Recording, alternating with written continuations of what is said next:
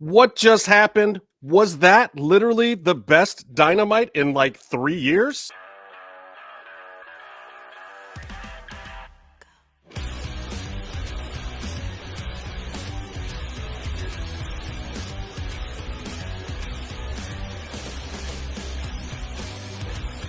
Hello, ladies and gentlemen, boys and girls, children of all ages, wrestling fans and sports entertainment fans. I'm Ellie Jair, and we are joined by the Outlaw, Justin, coming to you from OH. Oh, man, Oh, this show had it all. And outside of a title change, this was the best show I've seen in I don't even know how long on TV, not being present. So I'm jacked. I'm ready to run this down. And I JT, hope really you thought are feeling better soon, brother. I really thought when you were like, yeah, you want to come by and help out for JT tonight? Like, I was like, oh, yeah, I'm going to come by and shit all over AEW tonight. I'm going to just say all sorts of great, horrible things about, like, because, and you've heard me say it, that I think Collision's been the better show recently. Nuh-uh, Yeah. not tonight. Not tonight, brother. So I'm ready to get into it with you. This was somehow, some way, one of the best 2.3 hours of wrestling that I have seen televised in quite some time. Absolutely, man. Absolutely. And we jump right off you know, the explosion and the, carrying on for Kenny Omega against a young Blake Christian who has been primarily on Ring of Honor. Kenny had again a great match. He could have a great match with a broomstick, and cut a nice promo.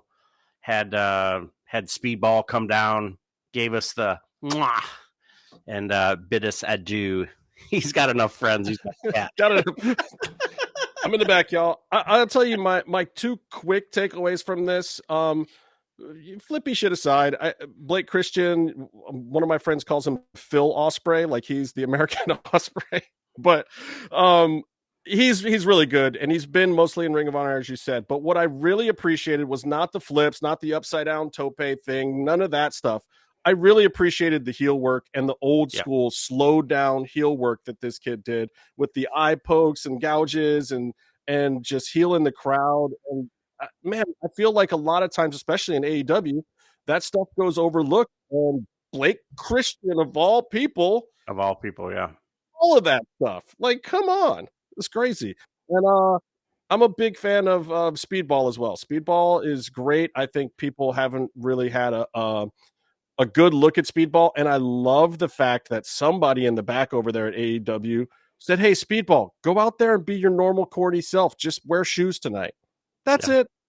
And he did. He was total cornball Speedball. He didn't get the hard camera like he was supposed to, but other than that, it was great. Yeah, he's probably the production to those who haven't seen Speedball. He's done a lot of stuff on the indies. He was doing a lot of stuff in Canada and GCW, but he's a former X Division, and I believe he was the TNA multimedia champion as well. So he spent a lot of time in TNA. Great to see him in an AEW ring. So yeah, and I watched quite a bit of his stuff from Japan too, and he's been around for a good 10 years now, and he's just super solid. I'm glad to see him in this position, and I think that three-way becomes more interesting by having him. Now,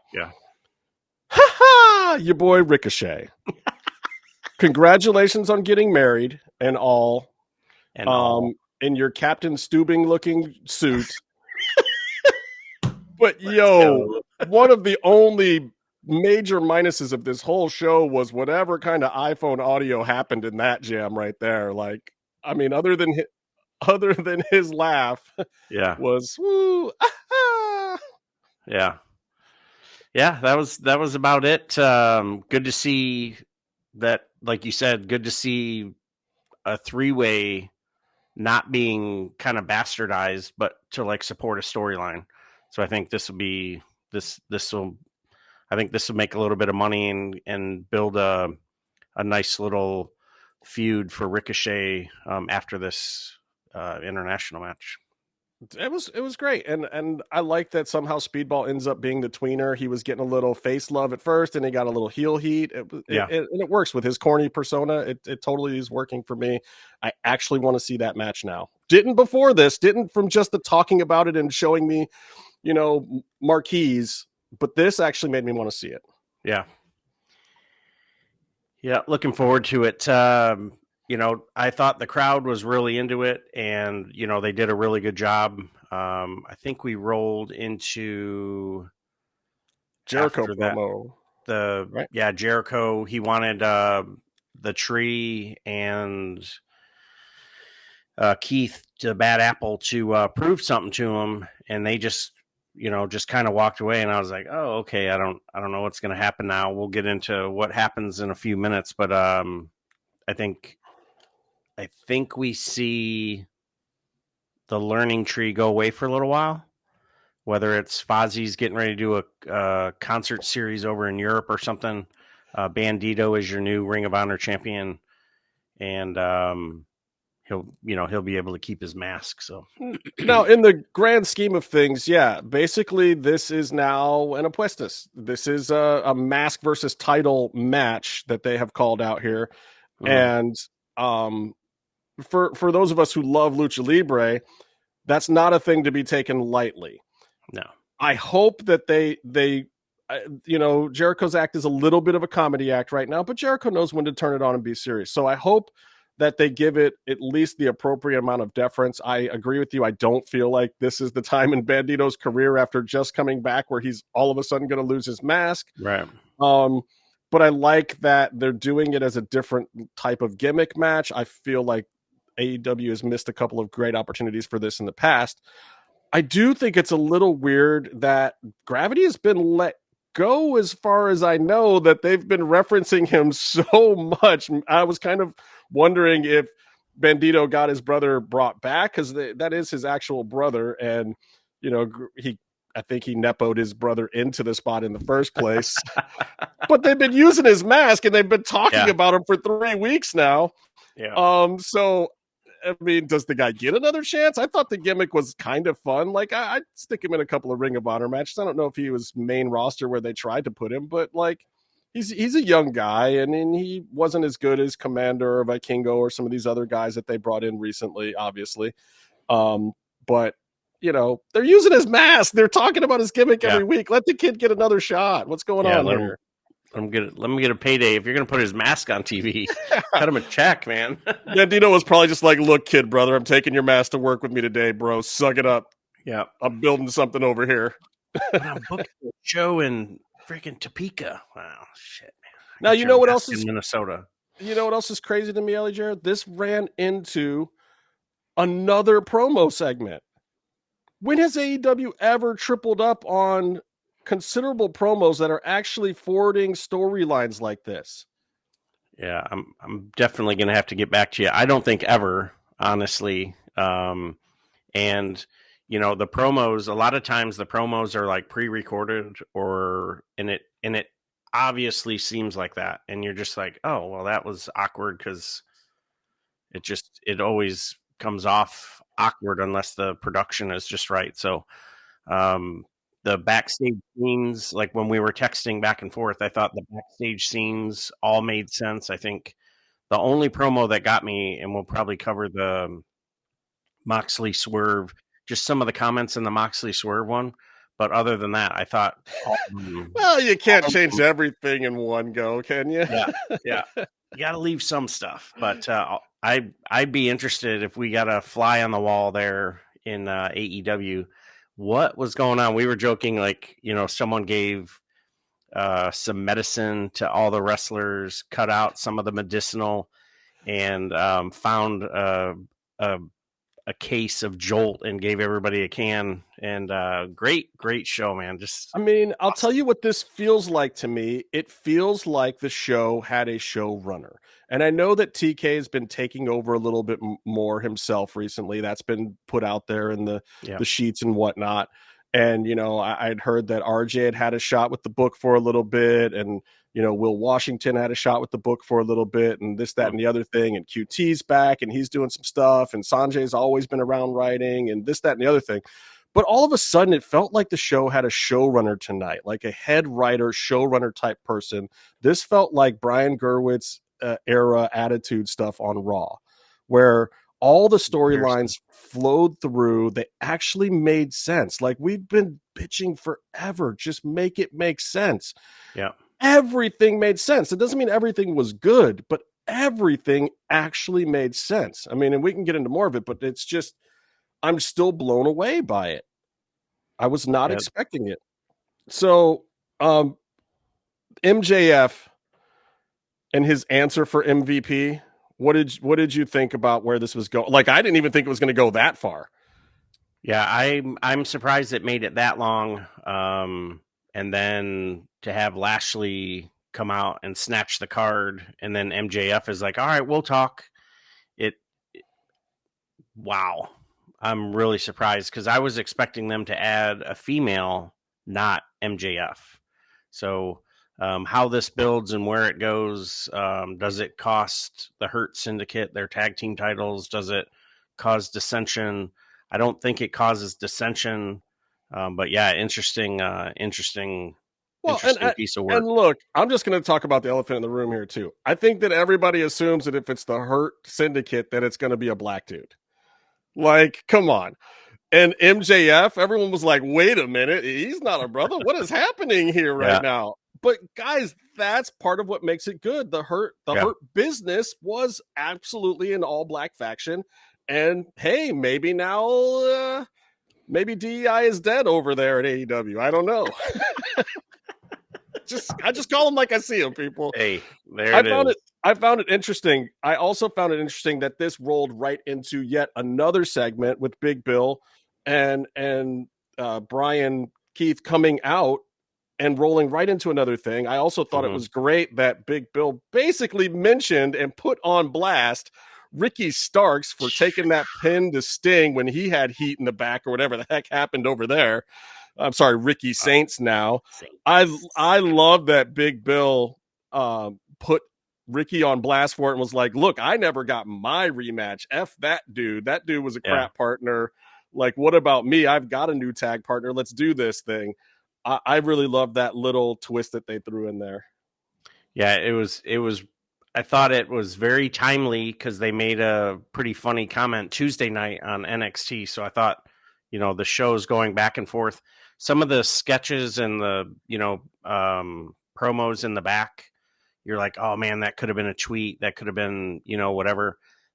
The timing of this one, I thought was really good. Made Big Bill look super strong. And then him going, um, like Adam's apple to face with Lashley. I didn't realize Big Bill was that big. He's It just made him look even more dominant. So I think it'll be I I don't think think Big Bill's a I think it'll be legit fun. 7 feet tall, but I think he is actually like 5'10. I mean, or 6'10. Like, he's still Yeah, he's still super duper yeah, big. yeah. And this is how you do it though.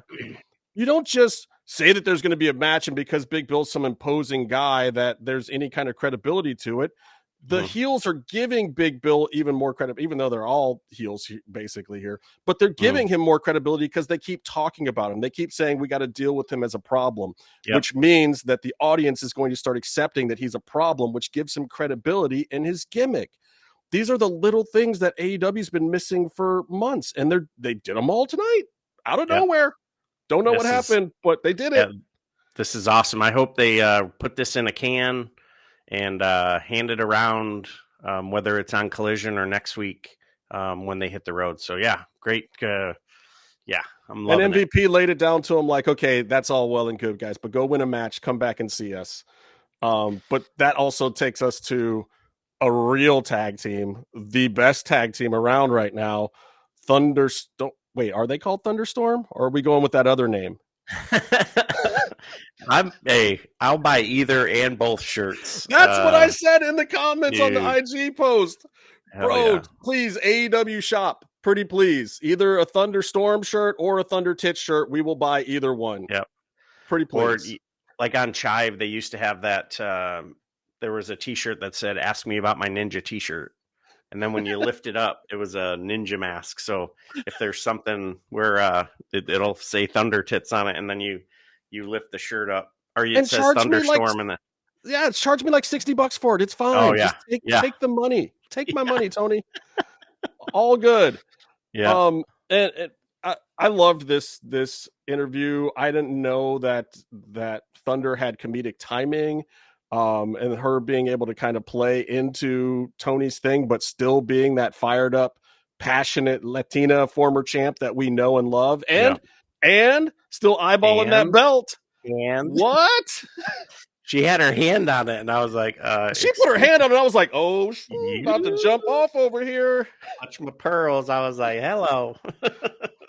And Tony brushed it off for now, but we'll see. I mean, they're on the same page right now, but Yeah, Thunder had a point. Like, look, you crazy girl. Like, you got a butler now. You try to rub off my face paint. Like, Thunder got a piece of Tony when she first kind of lost her mind, I guess. I don't know what we're going with there, but I yeah, love the fact that they're not pretending like it didn't happen. And when we saw a few things like that tonight where people are referencing stuff that Hangman did in the past or Swerve did in the past. It's like, I don't care if you're a baby face or heel now, like your actions from the past still matter. Like last yeah, year in the Hart tournament or whatever, Paige did some dastardly stuff, so it's getting called back. Thunder and Tony had a conflict last year at, it was Dynasty, wasn't it?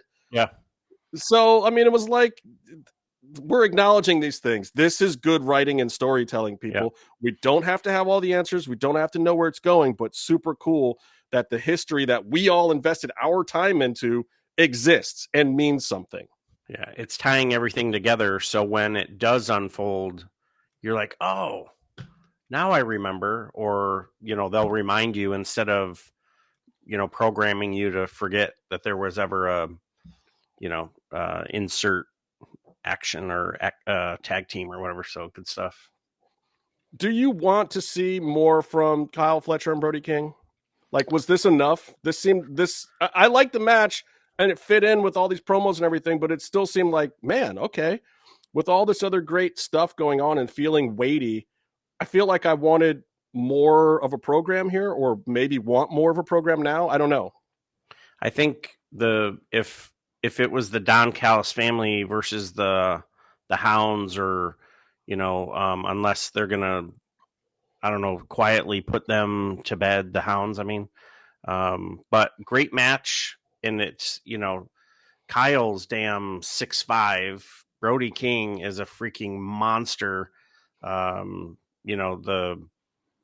That buckle bomb is no joke, and I hope they get Brody King to a medical facility, because 300 pounds coming down on his cranium on top of on top of that rope or the buckle, that was no joke, man.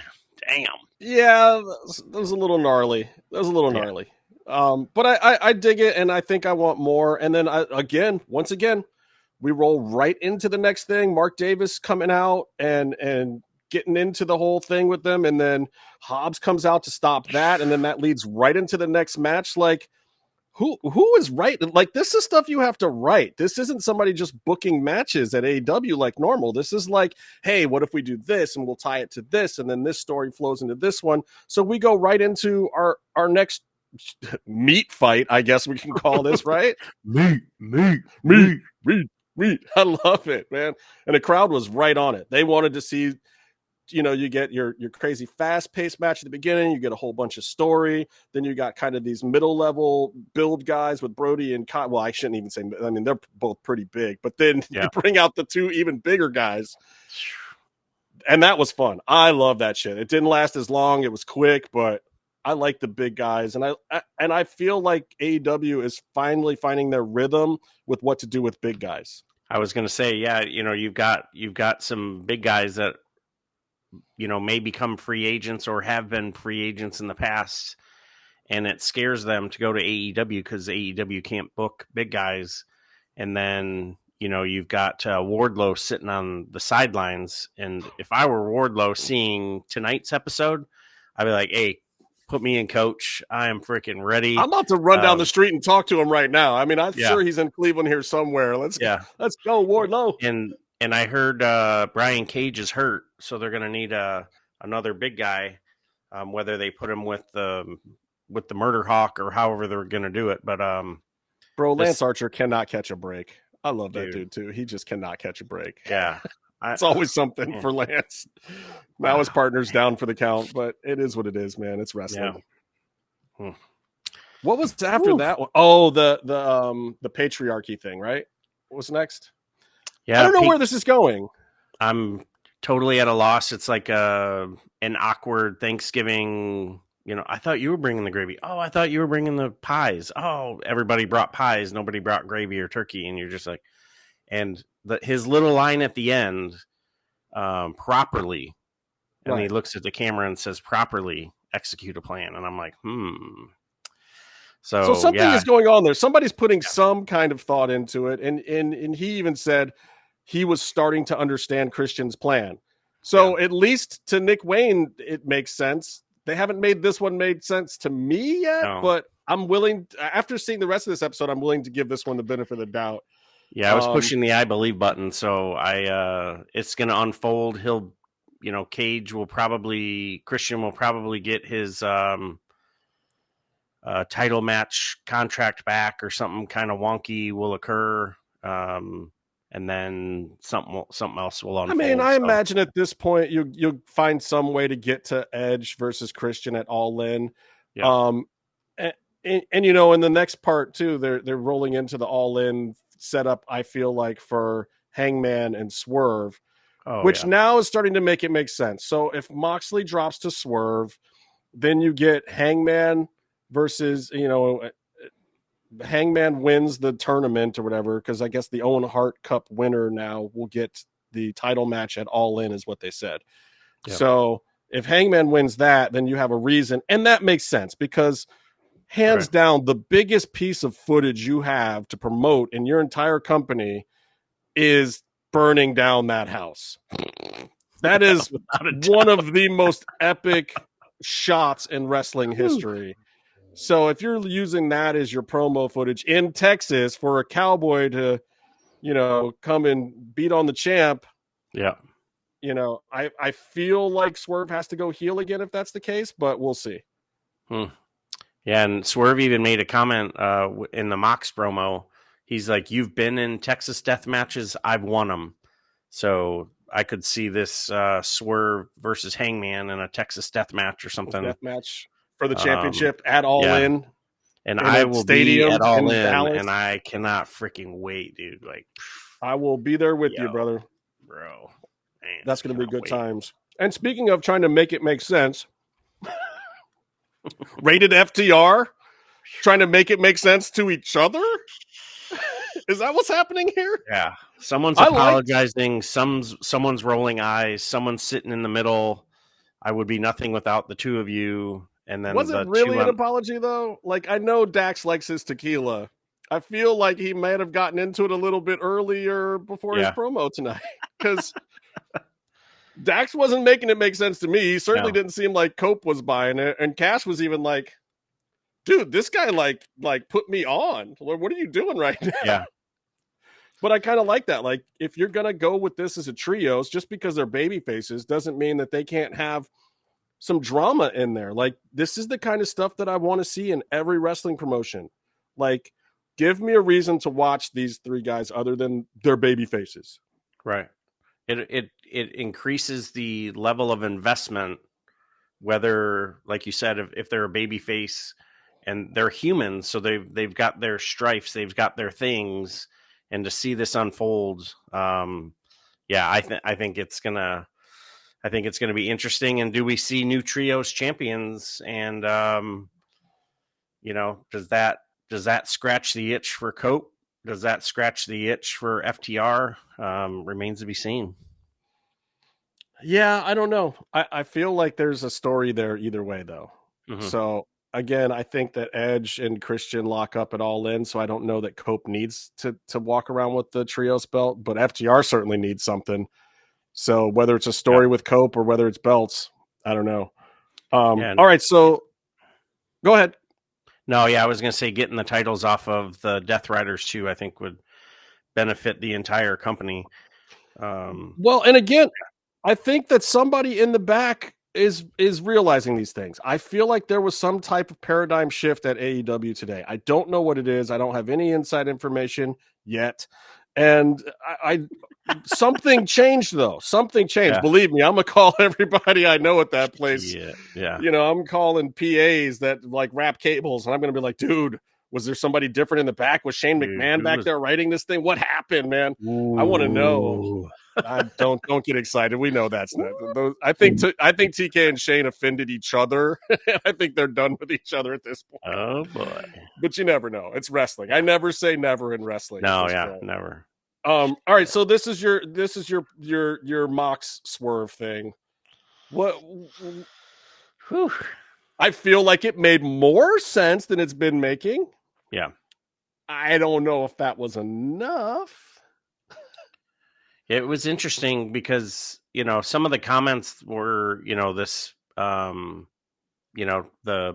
kids that are watching from the perspective of an Instagram or a tweet on social media. And then he sort of complimented Swerve by saying, guys like you give me hope. Give me hope for this industry that I've given everything. Well, Swerve was nice enough to ask him, how's your back? And I was like, oh, that made my back hurt.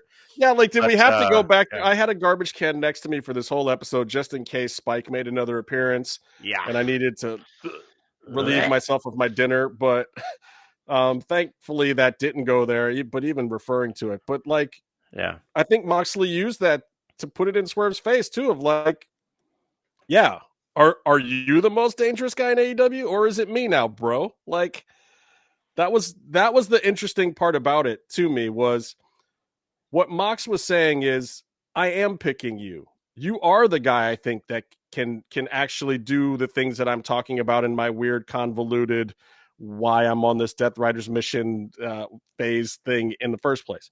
Mm-hmm. But he's looking at Swerve like, you could be the guy. Are you going to step up and be that guy? Can you take this business seriously? Can you not give a crap when it's needed? Can you be the guy that's made in my image? And Swerve was kind of like, yeah. I don't know if us as fans want Swerve to follow in Moxley's footsteps or anyone to follow in Moxley's footsteps at this point, because it hasn't really been great. But at least that part of the story makes sense tonight. He's challenging him to, like, can you be the next version of me for this company? Because I'm not letting go of this belt until that happens.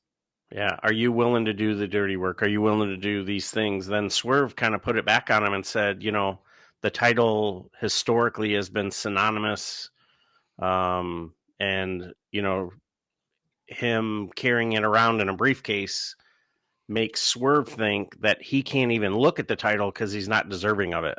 Right. And I was just like, man, this whole time with the briefcase thing, I'm thinking to myself, well, Mox is over here thinking that we as fans and the other wrestlers on the roster don't deserve to even see the championship. Just know that, he's the king and ruler of all things and blah, blah, blah.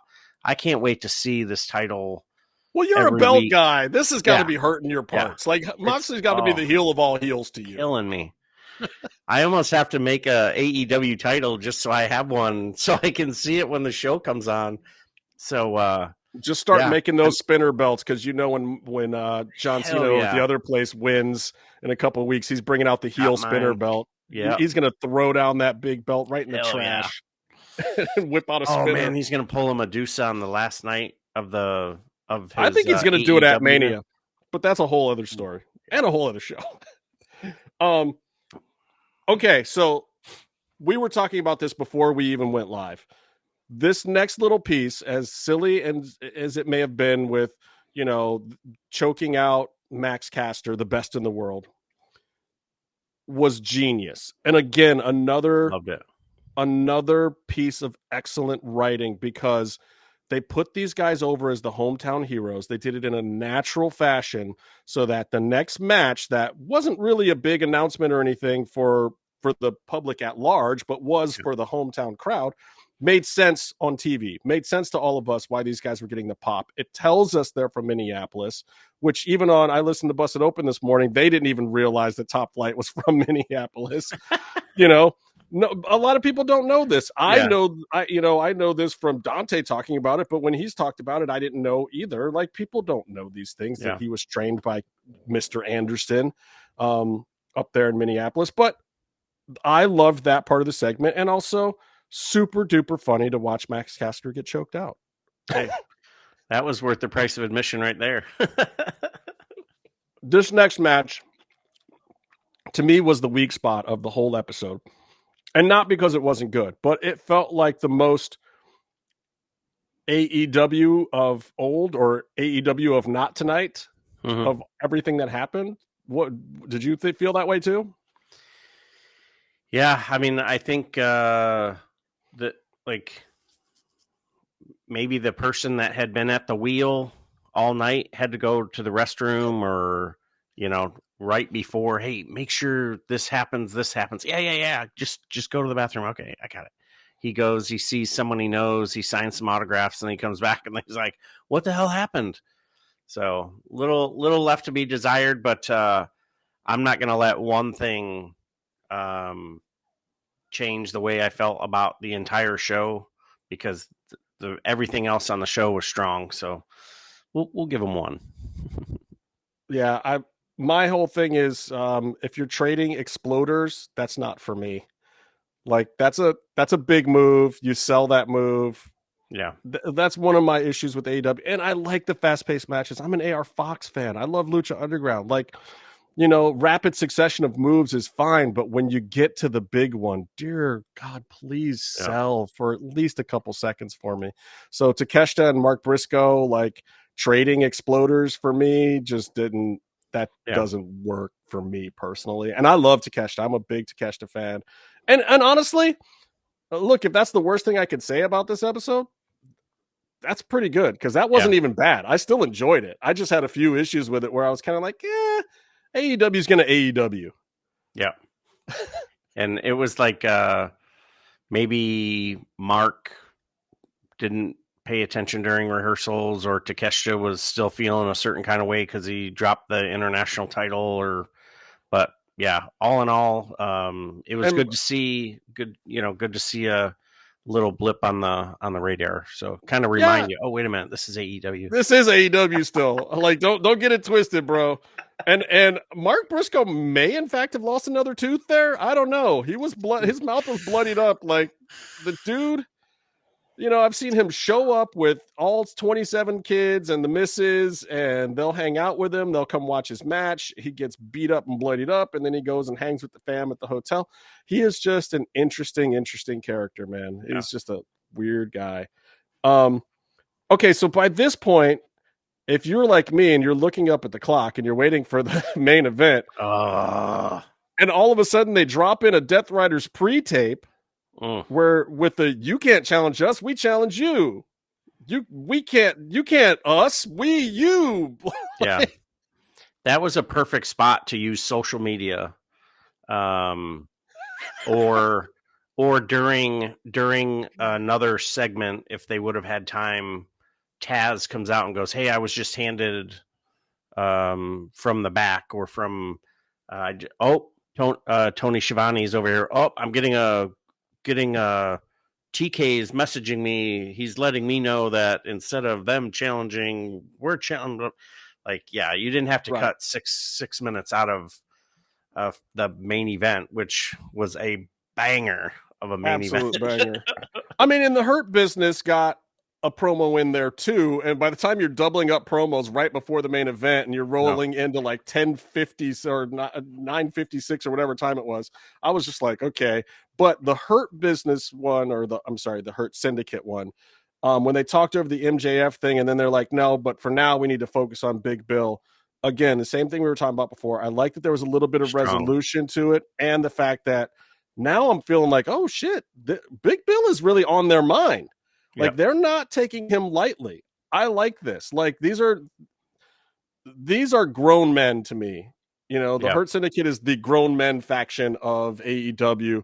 And to me, there's nobody that touches them right now, but No. they're making me believe that Big Bill might be able to touch them in some way. So we'll see where it goes, but I like that I'm actually interested and I'm staying. We'll see where it goes. Yeah.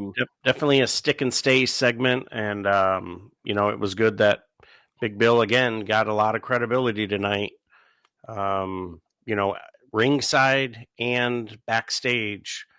And he's going to do everything he can by dragging the Big Apple to, or the Bad Apple to, try and get some gold around old boy's waist. So I'm here Let's for it. see.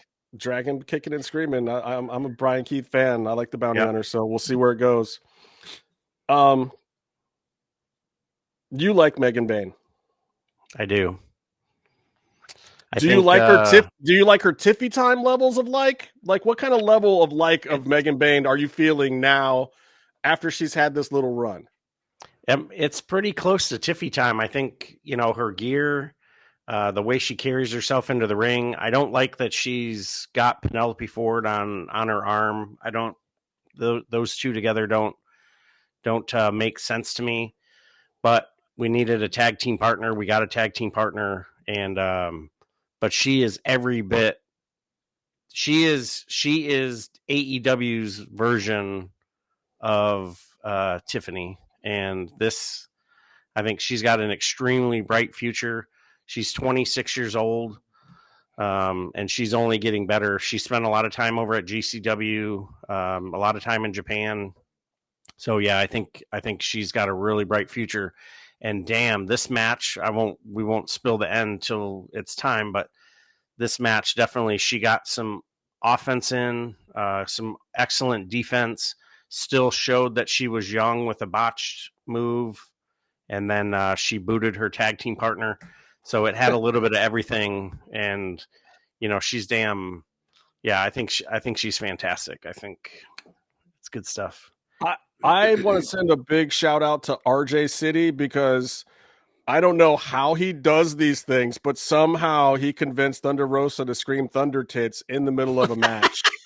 And I'm pretty sure he had something to do with it because Yeah. he's been the one writing a lot of Tony's crazy stuff and Mariah's stuff and Harley Cameron's best stuff. And somehow Oh, I think he's just incepted the entire women's division to go yeah. to this bizarre place that as a man, I don't think I can go.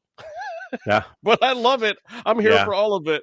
And the jumping off of Tony's back and whatnot. And I really enjoyed seeing Thunderstorm back together after 3 years. It got cut short the first time.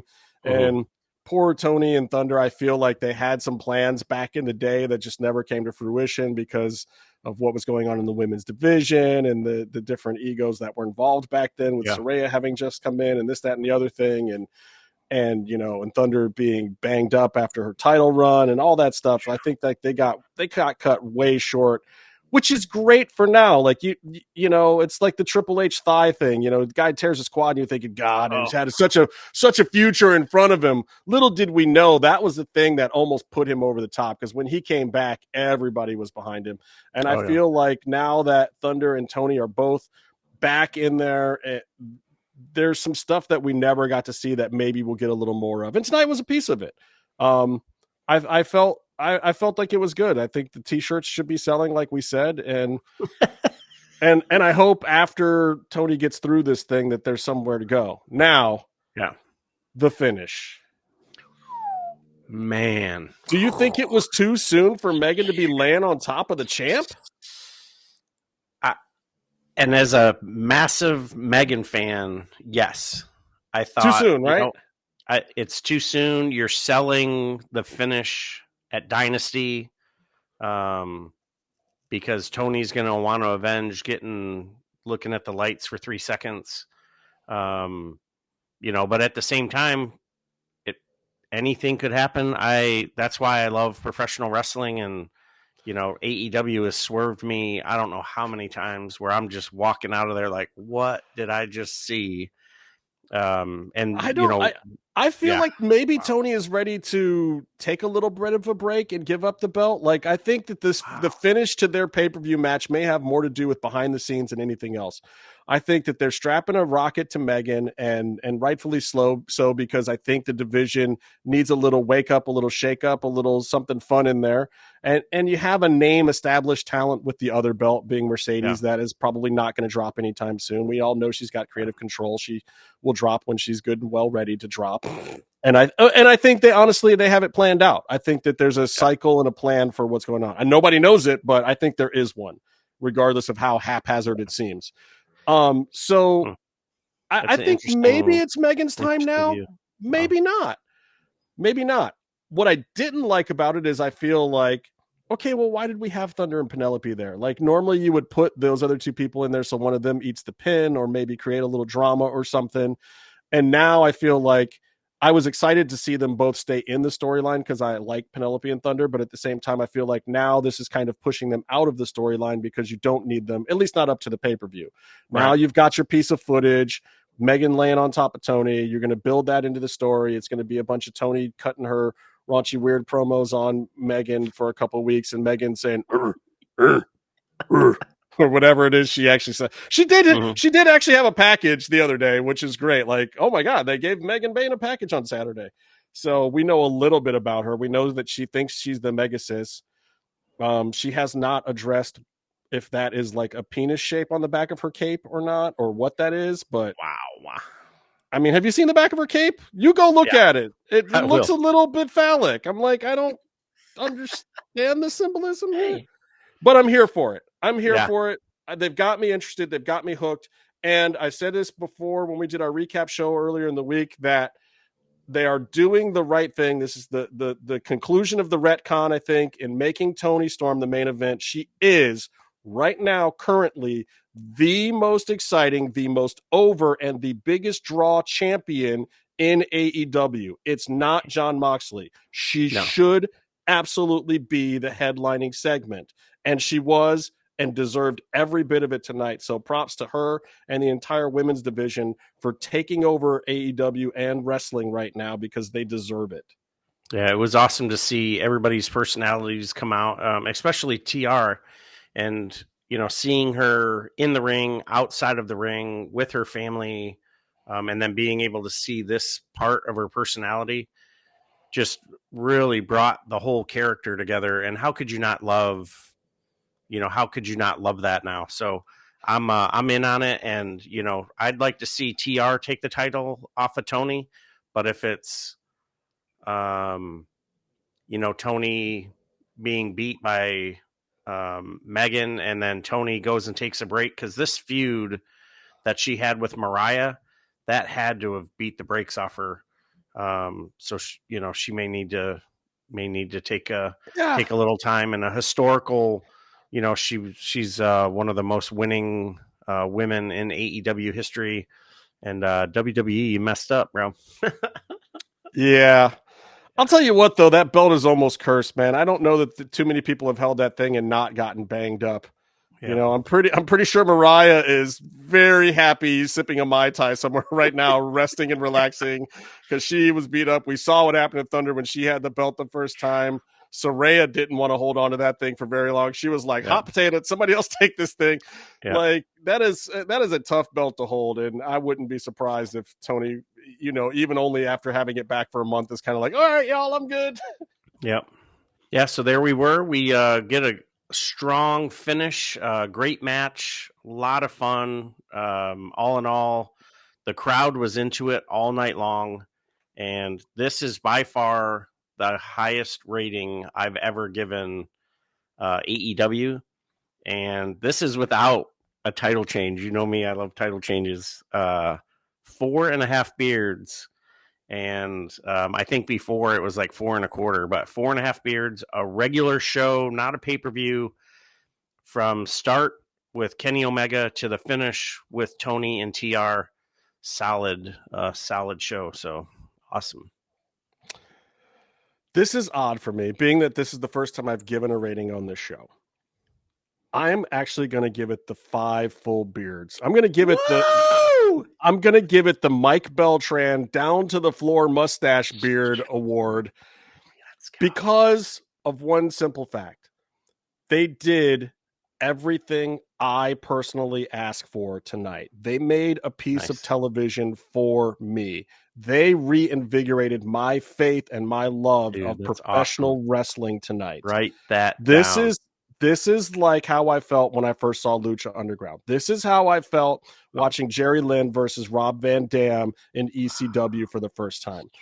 This show had Wow. everything that AEW has been missing from the start. It had story, it had purpose, it had action, it had characters, it had me and emotionally investing in moments and little things and being intrigued and wanting to see what happens next on multiple stories. And it Sick. all flowed together to the point where I didn't know where the time went.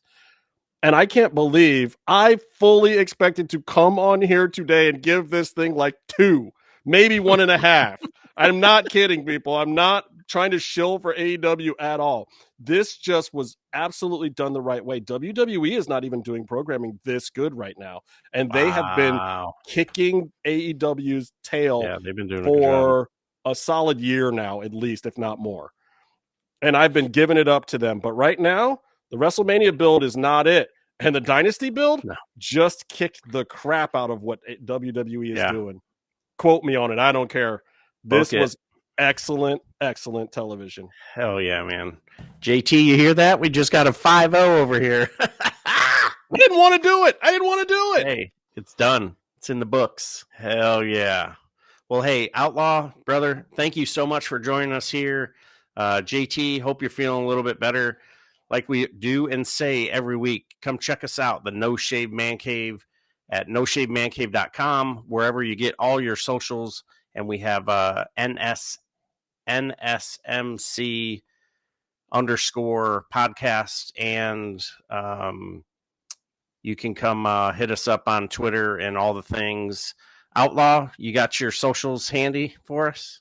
At Justin Harvey 75 on everything. And yes, I will troll you on the YouTube comments because it's fun. Let's go. Get them ready. Get them ready, YouTube. We know we're going to be hitting it off. So, El Edidor, thanks for all the work that you do behind the scenes. JT, you better hurry up and get a little bit better. To our brothers and sisters at arms, thank you so much for what you do. Hurry up, get your ass back home. And until next time, thanks for checking us out here at the No Shave Man Cave. Take care of yourselves, take care of each other, and we'll see you on the floor. Let the bodies hit the floor. Let the bodies hit the floor. Wow.